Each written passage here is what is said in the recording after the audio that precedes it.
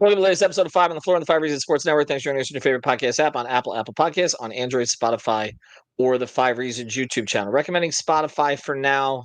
Apple Podcasts been a little bit slow, so you can stream us there while we're waiting for that to get corrected. Also, check out Off the Floor. That's our Discord server. I tell you about this every time. Links right there in the description. You click on it. You pay the $2.99 a month. You avoid the Apple upcharge. 10 different channels. We will have an NBA Finals channel for people who just want to chat about that this week. But also, we adjust these all the time. We also got a draft channel, got a transactions channel, got a music culture channel. Like there's just a one-stop shop. Get off of Twitter. Just for a little bit. We go there so you don't have to. We take everything from there, we put it here, and then you can avoid all of the other stuff, all the political infighting. You don't need that. Just go to Off the Floor, $2.99 per month. This is your heat retreat. That's what I'm going to start calling it. The most heat anywhere. All right, and now today's episode.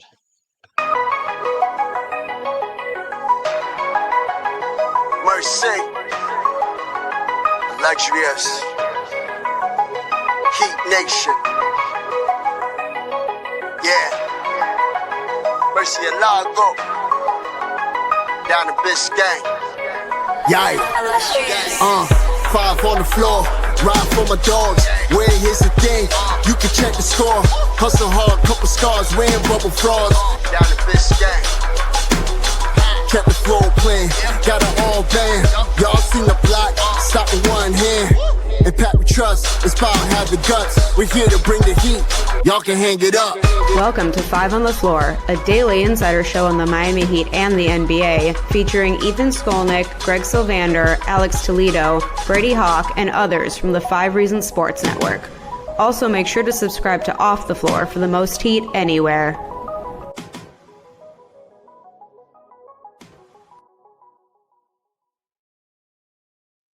Welcome to Five on the Floor. Today's floor plan. I wasn't expecting that to come back. I'm Ethan Skolnick. You can follow me at ETJ Skolnick at Five Reasons Sports. I got Greg Sylvander. You can follow me at Greg Sylvander. When I say we've been putting up a lot of episodes lately, we've been putting up a lot of episodes. Like I put myself in a podcast sweatshop. So just been recording with everybody of late on the NBA Finals, episode with Brady Hawk, brought in Brian Geltzeiler from SiriusXM NBA to talk about Kevin Durant. He thinks Durant's going to end up in Miami. So Heat fans probably want to listen to that. We actually even did an episode about Trey Murphy III because there's been some conversation about that. So lots of episodes going up. I got one plan with Sean, one plan with Brian. Alex is going to jump in here with Greg here pretty soon. But today, Greg and I are going to talk about something that Zach Lowe said because I'm pretty clear on this, Greg. Like I think there's a few people who are above the rest in terms of covering the NBA, and Zach Lowe is one of them. He's no longer with ESPN because they decided that they wanted to pay Kendrick Perkins. Just leave it at that. And so he's now with the Ringer. And Zach has had some thoughts on the Heat over the years. And so we listen, and he knows that he's going to get called on this because in 2019, he said that the Heat have the bleakest outlook in the league. And then they acquired Jimmy Butler and they went to the finals. So he acknowledged that. He says he doesn't want to distrust their management again because he was so wrong the last time. I do know that there's respect for him inside the Heat front office. And so he has them, and I don't even know where this came from, but it was aggregated, and I checked it out. He said it, that he thinks the Heat have the 8th best outlook of the 15 teams in the East, which would put them about where they've been lately, squarely in the middle, although this year they were a little below middle. And so, Greg, I just want to say before we get into sort of a deep dive on this, and I'll be honest, I don't know who he has first, second, third, or fourth, although I can probably guess. What we're going to get into today is like where they are compared to where they've been in past years. And we've seen them pull Houdini acts before. And is a Houdini act really required this time around? And if Zach has them 8th instead of, say, middle of the league instead of bottom of the league, then maybe it's not. But your view on just top of your head, saying that they're kind of in the middle of the pack in the East, not where they were performance-wise this year, but where they may be going forward. Is that fair? I think it's pretty fair. And I think so. There's a couple things happening here on a national scale. And we'll use Zach Lowe as part of the pulse of the national scale, even though he doesn't get the national voice that he deserves at this moment. It sounds like we're backing him up with lots of gripes at the beginning of this episode, but I digress. There's a couple things happening, Ethan. One is the national media finally is like at the point where they are hesitant to bet against the Heat to figure stuff out. And so that's a new development. You don't hear the doom and gloom from as many people. There's still a few out there.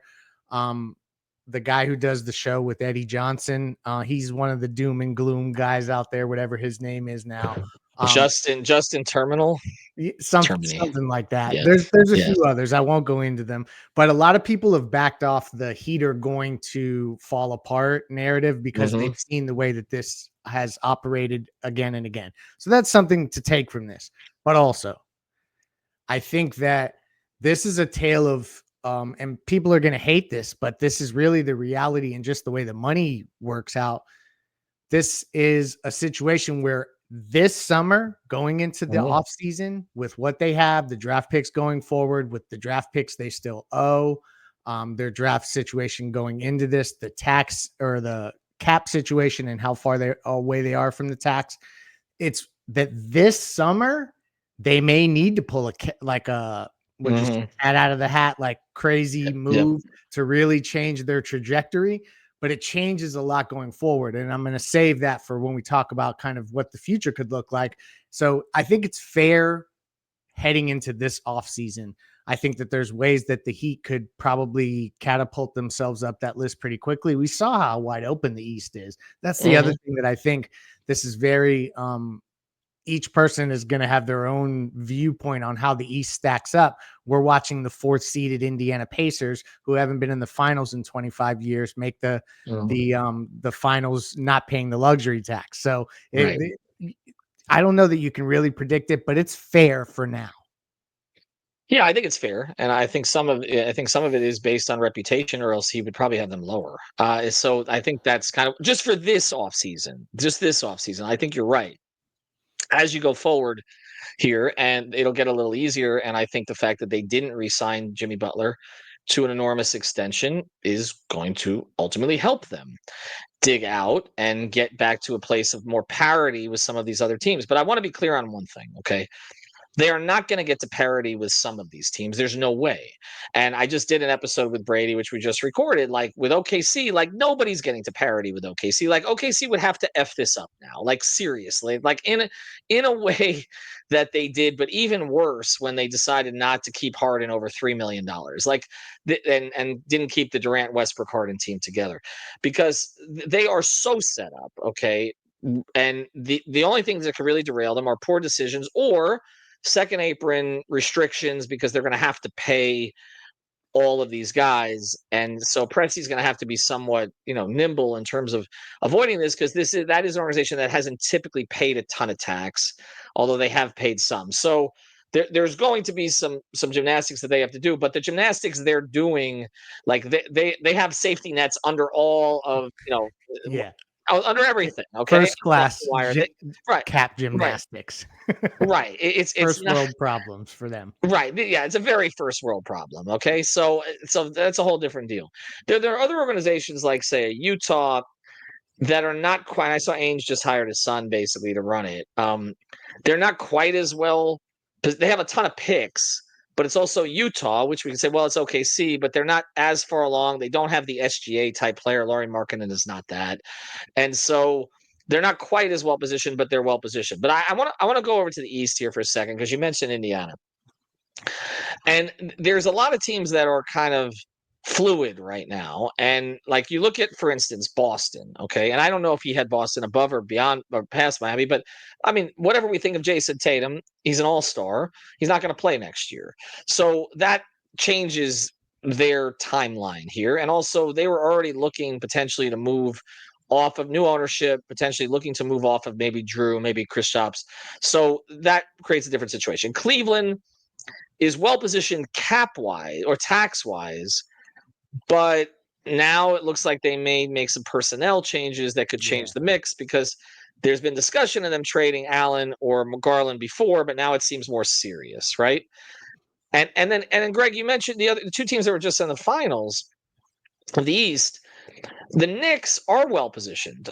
They are, like, Brunson taking less money was huge for them, but they also gutted their draft pick allotment for Mikal Bridges, and they cannot they're not going to recoup even half of that This is their if they move him. roster, Ethan, to your point. They're well Right. positioned that they made the conference finals, but they're not going to get, I don't think anyway, the chance to really dramatically change what they have together. And I think that, you know Mhm. what, they have a good team. But yeah, I'm kind of with you there as well. And then you look at Indiana, which is built out of the middle, has not paid tax, has Halliburton signed, has Siakam signed, has a slew of good young players, some of which are not even really playing a lot right now. Like Matherin may be available in a trade. Drace Walker, who's not going to play the first couple games of the finals, but was a first round pick, where they have some flexibility. But then, then you're talking about Detroit and Orlando, who are the two sort of youngish teams in there. They've taken a long time to build with these lottery picks. Detroit probably, I think, has maybe the best player in Cade, although you can argue for Paolo also. You got Franz on one side. You have a lot of really interesting young players in Detroit. And both of those teams look like they're going to try to pivot, and they have enough to work with to move forward. And then there's a couple of wild cards. Milwaukee, obviously going the other way, but Toronto may be going back on the way up. Masai has cleaned things out again, and now apparently they're going to make a big splash. We've heard this before about him. He's really only done it for Kawhi, but he did get Ingram, and now there's talk about Giannis for him. But I guess overall, as I look at it, the draft pick stashes are really in the West. They're not really in the East. And I think that and the lack of superstars. Now, Cade may become one, Paolo may become one, but the lack of superstars, Embiid, Philadelphia, mess in Philly. Is Embiid going to play? There is, I think we have to, again, put context on this, where I would probably put the Heat in the bottom third in the entire league. But I think in terms of their asset situation, their flexibility this offseason, but Greg, comparing it just to the East, and it's in the middle. And then you add to the fact it's an experienced front office that typically, and I'll argue with the fans on this, has known what it's doing. I don't think they're in horrible position. I don't. No, and this is the other part of this that I think just it's uncomfortable because everybody wants the big move to happen, and if it happens, that'll be great. But I've tried to exercise as much caution and persist with everybody to just keep your expectations in check for this particular offseason. Like, there are ways forward for this team that I think are worth talking about. Like, really, beyond Bam's 2 guaranteed years, they don't have anything locked up long term with their salary. They have a chance, not this summer, but the next summer, to get in upwards of 30 to 40, maybe even a little bit more than $40 million of cap space. I don't know that they're going to go shopping for free agents, but it can allow them to do other things. And so it may be a situation where when you look in the East and there's so much parity, and the teams that made the conference finals this year, I mean, I'm seeing social media reaction where New York is like, what are we going to do? Cat can't play the 5. We have to make changes. Like, teams get existential when they lose. Who knows who will be healthy at what time? The Heat are going to take that as a chance to try to capitalize, stay competitive in the conference. But I just don't think it necessarily means a big swing is coming with that competitive year, because they will be much well placed the following offseason to do things. And I just think that that's a reality that we have to kind of exercise patience toward. Well, the sense I get, Greg, and then we'll go to the break here and kind of then project forward a little bit more. The sense I get is they're not overwhelmed negatively by their current situation. Like, they feel like they've come out of it a little bit, replenish the assets somewhat. They would obviously prefer to have that first round pick back that they gave away for Rozier. That's made things more complicated, but they do have the protections on the picks now, which wouldn't have been the case if if things had played out differently in terms of them making the playoffs.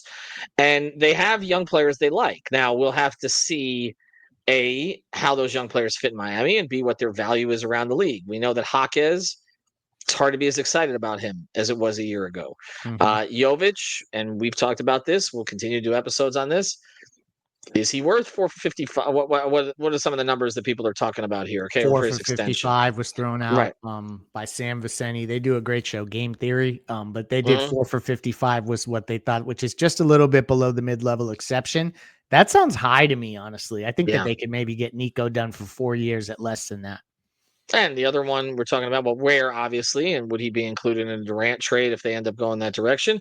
I don't know that he'll have to be. Brian Geltzeiler doesn't, and on his podcast doesn't think he would have to be, but we know that Ishbia is going to ask for that or more, depending on whether Minnesota, Houston, some of these other teams get involved in that. But also Davion Mitchell, who I know Anthony Chang wrote an article speculating that, or quoting some speculating that he might get $14 million a year. I don't know that that's ultimately what's going to happen. So we'll see how that. All right, we'll talk more about this in a second. Before we do, I want to mention a great sponsor of the 5 Reasons Sports Network, legal in the state of Florida, our official fantasy partner. We will have shows. Greg and I, Brady, Alex, we're dragging them on them. NBA final shows this week. Also, Stanley Cup final shows, David Ebersol and others, as the Panthers are trying to repeat, trying to avoid what happened to the Heat in 2014, where they played the same team twice and the Spurs rolled them. I'm actually going to have Alex Baumgartner, our Panthers writer, on to talk about the similarities between this and that. So he's going to be on over the next couple of days. But Prize Picks, use the code 5 FIVE. Put down your 5, get 50 to play right away. Play players up or down, player up to 6 together and across the sports spectrum. And again, legal in the state of Florida. So go to prizepicks.com, use the code FIVE today. Okay, so looking at this overall, I think that, again, in the Eastern Conference, we're waiting to see, okay, is Milwaukee, are they going to gut this thing now for a couple of years, trade Giannis? What is Philadelphia going to do with Paul George? Obviously, that's a regrettable contract at this stage. Is Embiid coming back and all of that? And I think the Heat are assessing this stuff too, because, again, there seems to be a clearer path. There is no LeBron in the conference, right? Mm-mm. Whether he was on Miami or on Cleveland, where you just knew he was going to be in the finals every year. I don't And know that there's going to be Boston a felt LeBron. like the team. Sorry I didn't mean to Yeah. speak over you. Boston felt like the big roadblock in the conference, right? And now Mhm. you have this gap year for them. And I think that that's Right. just an interesting thing, not necessarily because I think the Heat look at that and say, we can get all the way to the finals with this roster, or what roster they'll build this offseason, provided they don't pull a rabbit out of the hat via trade.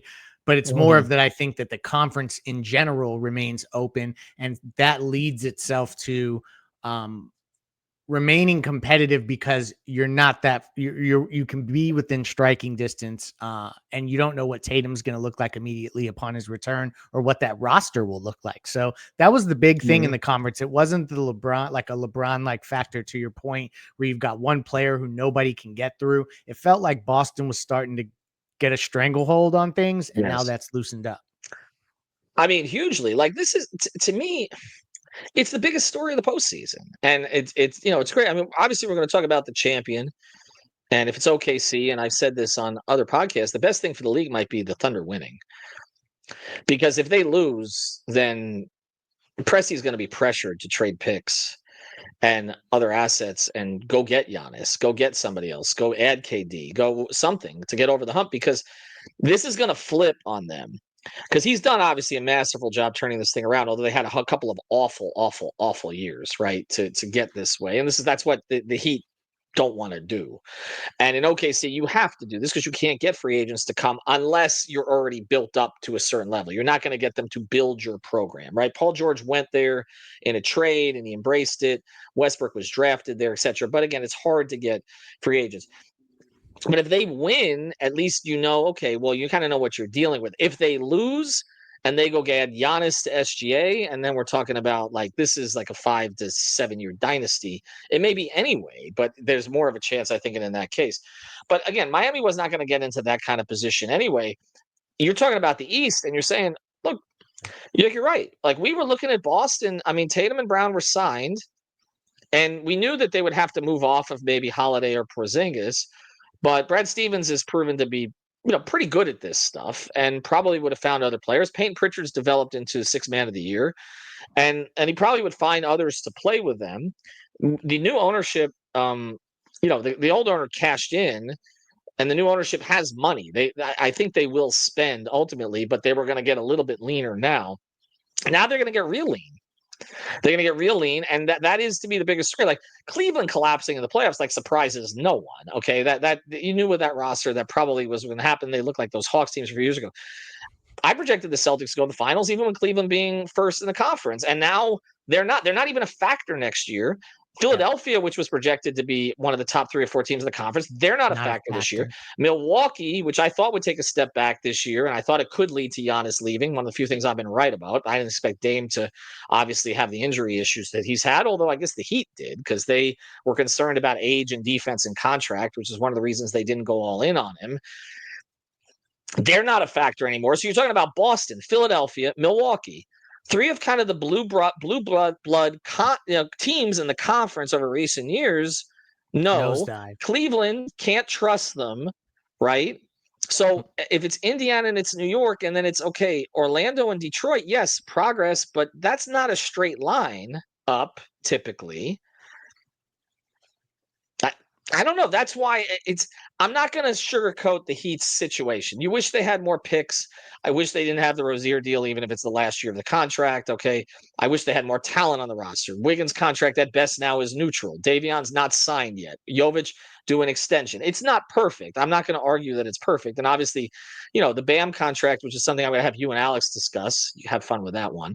There's some dispute about whether or not he's a max, even though I obviously understand his value to the franchise. And then you got Tyler's extension coming up, which is a tricky subject. So all of these things are not ideal, but I also don't think like they're cooked mostly because of the conference, Greg. The conference and the looming year of having flexibility to reshape the team with either cap space or trades. Their pick situation is clearing up, and it just may require a gap year before they get to what will be still an open, like completely wide open conference in the East. And so it's just a matter of kind of getting through this hurdle of this next season. And the thing to watch for that accelerates this all, because I keep preaching that we may need to just think about next year. So not the summer we're about to embrace, but the following summer is when the Heat really reshape this thing, right? They do have enough expiring contracts to make a deal work for a big salary marquee player. So if that pops up on the scene, it could accelerate things. We'll see if that happens. But for now, for me, they could probably still remain pretty competitive in the East. They still, have their draft pick for next season, and it is lottery protected in case the year goes sideways, and you just kind of gear up for an evaluation kind of bridge year. I mean, I think people don't love to hear that, but at this point, I think that that's probably the right move for the Heat, the prudent approach, as we talk about not paying Jimmy when he is, getting $50 million. It may have even been more than that per year there at the end at the 37, 38 years old. That's not going to age well. So they're doing the right things to clean this up. It just may not happen as fast as fans want it to. Well, he's going to be making 61 in the last year of that deal. Is that what it in is? Golden Jeez. State? Just insane. I mean, Miami wouldn't have paid that, but I think it would have been 58. But yeah, I mean, it's a lot of money, and again, that's going to be their problem at that stage. But it didn't have to be Miami's problem. I think the one pushback you're going to get on the gap year thing, and which is why I don't know if they're going to go that direction, is because, like you mentioned, this is a gap year for Boston. Mm-hmm. And so if you're looking at opportunity, and we're talking about likely a gap year for Philly, likely a rebuild maybe coming in some form in Milwaukee. Cleveland is going to have transition to a new roster if they move Garland or Allen, because I don't know necessarily they're going to get more talent. I think they're going to try to get better fitting talent, particularly off of Garland and his defense in the backcourt, and put somebody else with Donovan Mitchell. Davion Mitchell would be a good sign for them, by the way. Though I don't want to say that too loud. And the Nets, I don't think, and Davion Mitchell may end in the Nets too, because half the Nets are represented by his agent, which is something Brian Fonseca has mentioned before. But the Nets, they're in a build stage now with picks coming, Mikal Bridges trade. Some of them don't come right away. And so it's going to take them a little bit of time to build. They've never really cashed in correctly, but they're in a big market, obviously, and they have money to spend. The owner has money to spend. So I think that's the case that can be made for, okay, if a couple of these teams are going to take a couple of years to build, let's go get KD right now. I'm with you. I just would say this part of it.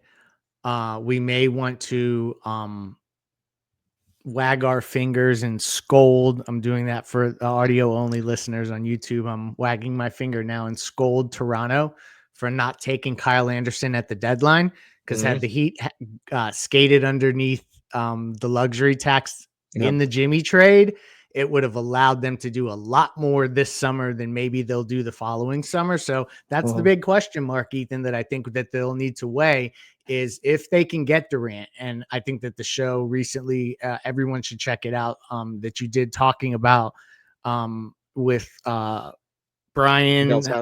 Kelso. Check that episode out, everybody. He really was telegraphing KD, and he has a convincing, couple points to how he'll get there. My point is, if you can do that, I think you have to explore it, but it's just a matter of, are you willing to, pay the repeater tax and go through that kind of situation? And they've shown a willingness to do it before. I just wish that Kyle Anderson, as much as he had some cool moments, for the Heat, he was better than I expected him to be, but had he landed elsewhere, they would have had the perfect move in terms of getting under the tax with the Jimmy trade, resetting that repeater clock, and then being able to get completely aggressive in this offseason. I'll just add one thing to the end of that, and Kyle Anderson is on the books for next year. I know they're not upset with the Raptors about that, because when they were doing that deal, Masai was working on the Ingram thing, and so the Heat understood that. And it was kind of like, so that was in the air. The Ingram deal got done. That's my understanding of it. So just want to be clear on that, because there are some situations where the Heat front office has not been happy with a counterparty. Yeah, this is me unhappy, not them. No, I know. And I just want to preface it that way, because I like Portland, they were not happy. Okay. I could tell you, like clown show, that was used a lot. Okay. In this case, I think there is respect for Toronto front office and what they were dealing with there. And they've dealt with Toronto on numerous occasions, honestly. And obviously the Lowry trade was part of it. Now, Masai has a reputation for getting to third base and not scoring on some of these trades. And so that's not just a reputation here, it's a reputation around the league. And it's one of the reasons why the Giannis thing, to me, I'll believe it when I see it. I think now he did go get Ingram.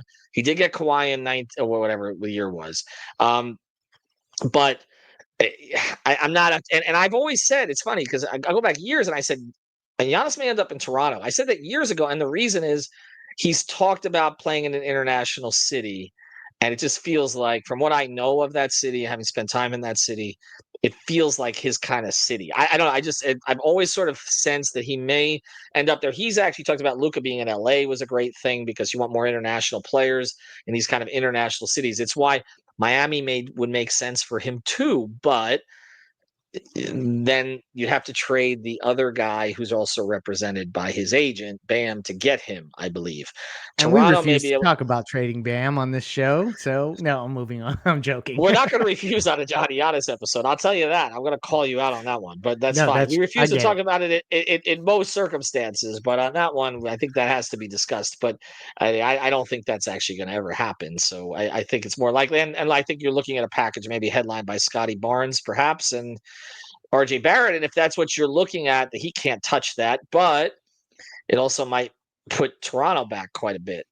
So I don't know the roster. Bam could touch that. If they did offer Bam and picks, I think if Milwaukee doesn't want to be, if they want to remain competitive, if they feel so far in the salary doldrums that they have to try to remain competitive for the next few years, I would argue that Bam would be one of the more attractive pieces that could be dangled for Giannis, but that's a conversation for another day. I think you can make that case, and I like Bam better as a player than Scotty Barnes, and I know some will disagree with me, but you can build more of an offense around Scotty Barnes than you can around Bam. That's true. Right? And they're gonna need to get scoring to replace Giannis and all of that. But anyway, we had a lot more episodes to get to, and I don't want to get to all of that. Save that one. So that's it. We talked about Zach Lowe today. Zach, much respect. Okay, Kendrick Perkins, just please muzzle him. Have a good one, everybody. Thank you for listening to the 5 on the Floor on the 5 Reasons Sports Network. After all, someone needs to listen to my dad.